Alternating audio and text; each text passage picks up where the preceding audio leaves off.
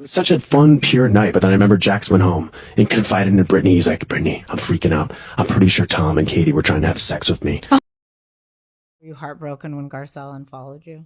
So the big news is Dorit Kemsley has officially filed for divorce from PK. Yes, it finally happened. About a year after they first announced they were separating, actually. Right. And the filing itself, that was just this past Friday in LA County. So looking at the filing, what stands out initially? Well, reports say Dorit is seeking sole legal and physical custody of the children. That's Jagger. He's 11 and Phoenix is 9.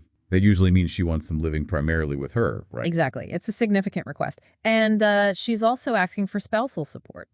Okay, and the timing of their marriage is interesting here. They married back in March 2015. Which puts them just over the 10-year mark. And in California, that 10-year point, that's kind of a big deal for spousal support, isn't it?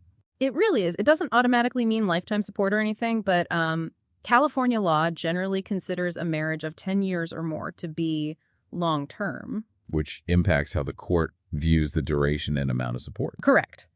It opens the door for the court to potentially award support for a longer period, maybe indefinitely, until circumstances change. They look at earning capacity, the marital standard of living, all sorts of things. And complicating things further, it sounds like they didn't have a prenuptial agreement.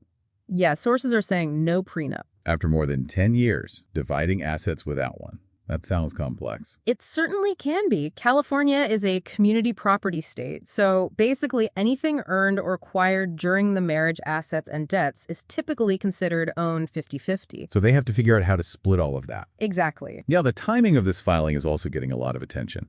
It happened right after those photos surfaced. You mean the ones of PK in New York? Yeah, with Shanna Wall apparently kissing at Cipriani just the night before the filing. Right. Dorit hasn't said anything publicly about those photos yet. But the sequence, filing the very next day, it's hard not to connect the dots, at least speculation-wise. Well, we don't know her exact thinking, of course, but sometimes a public event like that can be the final straw or catalyst when things are already strained. And things have seemed strained financially, too. We heard about PK's past gambling issues. Mm-hmm. And more recently, their big Encino house, that $6.5 million place, went into pre-foreclosure. Although reports say that was resolved last month, they apparently made a pretty large payment to get it out of pre-foreclosure. Okay, so that specific issue might be resolved, but how might that history of financial stress play into the divorce itself?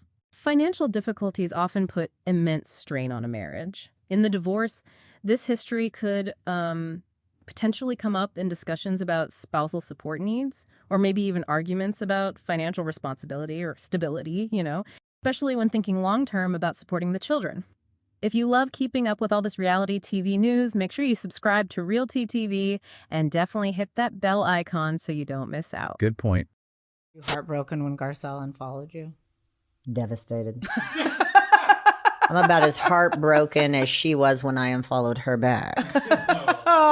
Erika Jayne and Garcelle Beauvais. Seems like things got chilly. Yeah, that's one way to put it. Yeah. So Garcelle apparently unfollowed Erika. She reacted, right? On her podcast. She did. Diamonds in the Rough. Teddy Mellencamp asked if she was heartbroken about the unfollow. And let me guess, she wasn't. Not exactly heartbroken, no. Her response was super sarcastic. She said, devastated. I'm about as heartbroken as she was when I unfollowed her back. Oof. Okay, so the feeling is mutual then. And speaking of the podcast, Erika also talked about toxic femininity. Yeah, what was that about? Well, she brought it up, and Teddy agreed with her. Erika feels she's been, quote, punished for being too bold. Punished. And she looped Teddy into that, referencing Teddy's, departure from the show. Exactly. And then she had this really cryptic line. Something like, stay toxic. Everybody just stay toxic. It's working for us. Huh. What do you even make of that? Is it like leaning into the villain role or just frustration? Could be a bit of both, maybe. Like maybe it's a jab at how the show works, drama gets ratings, or maybe it's just how she feels personally about how she's treated. It's hard to say for sure. It definitely keeps people talking, right? Which might be the point. So, next update we have about Stassi, Schroeder, and Beau Clark. This one's memorable. Yeah, the awkward sex confession from Vanderpump Villa. Okay, spill it. Where was the strangest place? I'm almost afraid to ask. They admitted during a drinking game, apparently, that it was their daughter Hartford's ball pit. No, seriously. The kid's ball pit. Yep. After her first birthday party, apparently. And get this, Teddy Mellencamp and her daughter Dove were actually at that party. Oh my God, that's something. Did they clean it afterwards? Please tell me they cleaned it.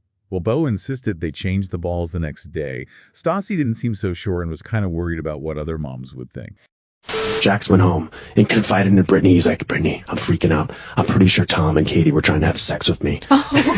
Let's shift back to the main Vanderpump orbit. Tom Schwartz had some things to say on his podcast. Yeah, detox, retox. He and Katie Maloney were talking about doing mushrooms with Jax Taylor way back during COVID. According to Tom, Jax got really paranoid afterwards.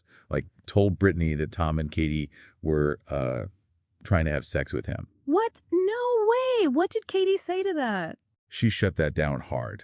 Said they were just trying to calm him down and that she'd, quote, rather chew her arm off. That's quite the anecdote. And it sort of feeds into Katie's feelings about the spinoff, The Valley. Right. She thinks it's just like Vanderpump Rules, basically. Pretty much. And she seems really annoyed that Jax is going around saying he created The Valley. Oh, really? Is that what he's claiming? Apparently. Katie pushed back, saying, the show's being developed for years before Jax ever said that. Sounds like old drama resurfacing. Yeah, seems like it. And wasn't there something Tom said about Jax and Katie's business partner? Meaning Ariana, probably. Yep. Tom threw in that Jax is not a big fan of Katie's partner, just adding a little more spice to the mix. Always drama with that group, isn't there? Okay, one more quick update, shifting over to Summer House. Carl Radke. Yes.